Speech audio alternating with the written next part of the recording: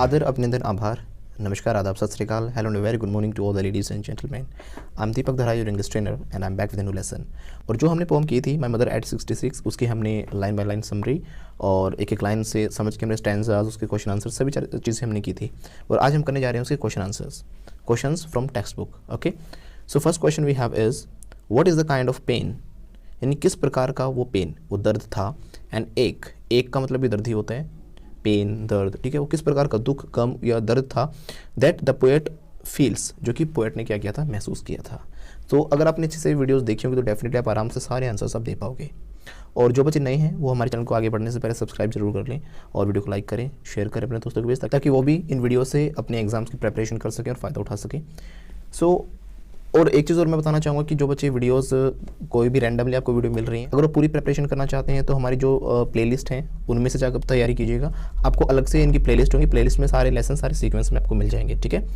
So question था कि किस दर्द या किस गम की बात कर रहे हैं जो कि पोएट महसूस कर रही थी। When the poet sees the pale and corpse like face of her mother, जैसे ही जो पोएट देखती है, सीज द पेल, पेल मतलब पीला, corpse like face of her mother, बिल्कुल ऐसा चेहरा जो कि एक लाश की तरह रखा था, जिसमें यानी कोई जान वाली बातें नहीं थी, वो बेजान सा चेहरा लग रहा था, right. Of her old familiar pain of her mother, अपनी मम्मी का, अपनी अम्मा का, हर ओल्ड फेमिलियर पेन, जो उसका पुराना फेमिलियर पेन था, फेमिलियर मतलब जिससे वो परिचित थी, जिस दर्द को अच्छे से जानती थी, वो पेन और द एक, और वो दर्द रिटर्न्स, वापस लौट आता है, फिर से आ जाता है। तो बचपन में उसके मन में एक चीज़ रहती थी कि एक दिन क्या होगा कि मेरी अम्मा बूढ़ी होगी, हो जाएगी और मुझसे जुदा हो जाएगी, मर जाएगी वो एक दिन। तो आज वो अपनी अम्मा को जब देखती है कि जो कि 66 साल की हो गई है, उसका पुराना दर्द था, पुराना जो पेन था वो वापस लौट आता है। Perhaps she has entertained this fear since her childhood, जो कि जो ये दर्द था इसको बचपन से ही वो क्या करती आ रही थी, सिंस हर चाइल्डहुड, इस फियर को झेलती आ रही थी, इससे जूझती आ रही थी। Ageing is a natural process, जो हमारी एज बढ़ती है एक नेचुरल प्रोसेस है, क्योंकि हर एक इंसान जो दुनिया में आया है वो एक दिन जाएगा भी। आज मैं हूँ, आप हो एक दिन, लेकिन हम भी नहीं रहेंगे। तो हर एक इंसान को इस दुनिया में आना और जाना है। तो ageing is a natural process, जो एजिंग है वो क्या एक नेचुरल प्रोसेस है। Time and ageing spare none, जो स्पेयर का मतलब यहाँ पे बेटा होता है छोड़ना। दो टाइम है और जो एज है, उसने किसी को भी नहीं छोड़ा इस दुनिया में, किसी को भी नहीं छोड़ती है वो, राइट। यानी हर एक इंसान को, चाहे वो कितना ही ताकतवर हो, कितने पावरफुल हो, पैसे वाला हो, वट एवर दैट इज़, हर इंसान को इन चीज़ों से जूझना ही पड़ेगा, कोई भी यहाँ पर नहीं रह सकता। जो टाइम है और एज है वो किसी को भी नहीं बख्शती है, छोड़ती है। Time and ageing have no spared the poet's mother, और इसी प्रकार जो समय है और एज है उसने जो पोएट है उसकी मदर को भी नहीं बख्शा। और आज इसीलिए उसकी अम्मा जो कभी जवान होती थी, आज वो क्या हो चुकी है, बूढ़ी हो चुकी है और एक दिन इस दुनिया से चली जाएगी। And may not spare her as well, और आगे भी नहीं छोड़ने वाली है। विद दिस एजिंग सेपरेशन, और इस जो एज का जो सेपरेशन होता जा रहा है, सेपरेशन मतलब विदा हो जाना, अलग हो जाना, जुदा हो जाना, तो जो सेपरेट हो जाएंगे, अलग हो जाएंगे एक दिन, राइट। यानी इसकी अम्मा एक दिन मर जाएगी, तो जो सेपरेशन है, एंड डेथ बिकेम इनविटेबल, जो डेथ है वो पक्का है, उसको कोई टाल नहीं सकता, यानी उसको एक दिन मरना ही पड़ेगा। और यही जो डर था पोएट के मन में बैठा हुआ था, और इसी दर्द के बारे में पोएट क्या कर रही थी, फील कर रही थी, ठीक है। इसको आप सिंपल भी, अगर आपको थोड़ा मुश्किल लग रहा है तो आप सिंपल भी बना सकते हो। Question what is the kind of pain and ache that the poet feels, तो इसमें आप सिंपल भाषा में अगर बनाना चाहो तो बोल सकते हो, in this poem the poet is talking about the pain and ache that she has been facing since her childhood, जो बचपन से उसको फेस कर रही थी। She had her childhood fear, उसका क्या एक बचपन का एक डर था, जो कि क्या था, उसका फेमिलियर एक था, जिस यानी पुराना ही क्या था, वो एक डर था। That was her familiar ache था। That one day her mother will grow old and she will die, इतनी बड़ी हो जाएगी और वो मर जाएगी।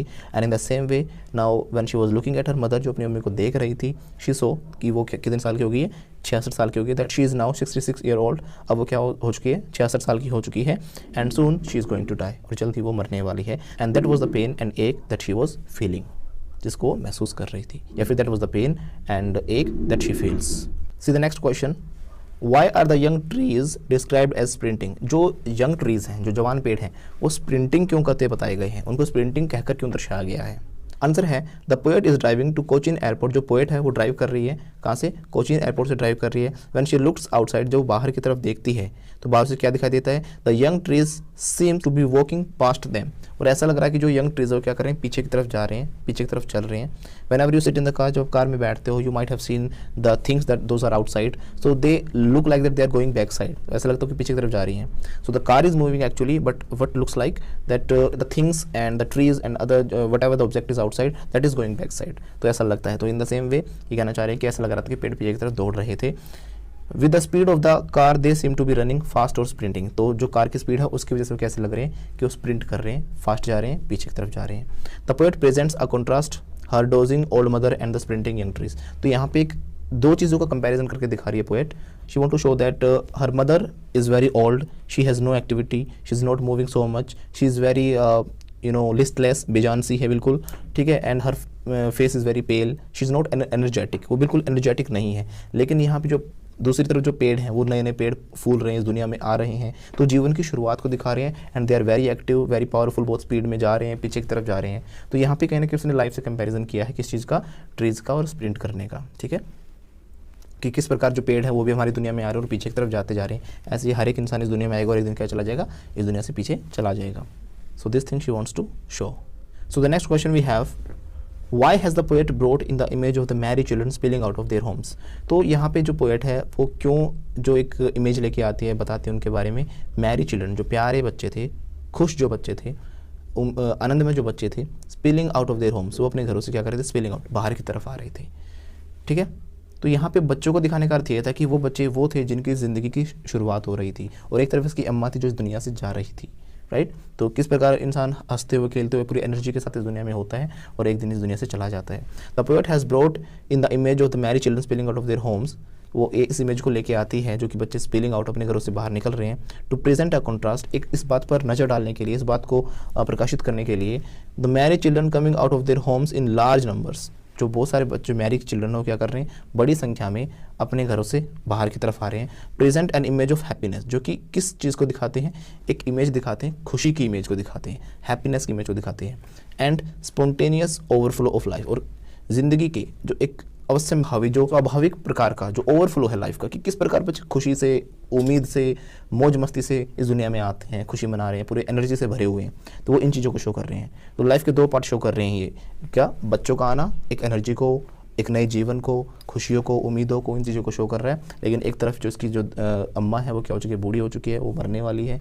तो इन दो चीज़ों को शो कर रहा है। This image is in the stark contrast to the dozing old mother. तो इसी अम्मा के ऊपर एक तरीके से क्या कर रहा है, प्रकाशित कर रहा है कि किस प्रकार इसकी अम्मा एक तरफ डोजिंग मतलब नींद में ऊँग रही है, जैसे बुढ़ापे में इंसान बेचारा थक जाता है जल्दी और नींद में अपना कहीं भी बैठा हो तो वहीं भी नींद सी आ जाती है हल्की हल्की। तो इसके अंदर अम्मा क्या कर रही है, इसकी अम्मा वो डोज कर रही है। Whose ashen face looks lifeless, जिससे उसका चेहरा, उसका एशन फेस, बिल्कुल राख के जैसा जो चेहरा, बिल्कुल पीला फीका पड़ा हुआ जो चेहरा है, लुक्स लाइफलेस, बिल्कुल कैसे दिखाई देता है, बेजान।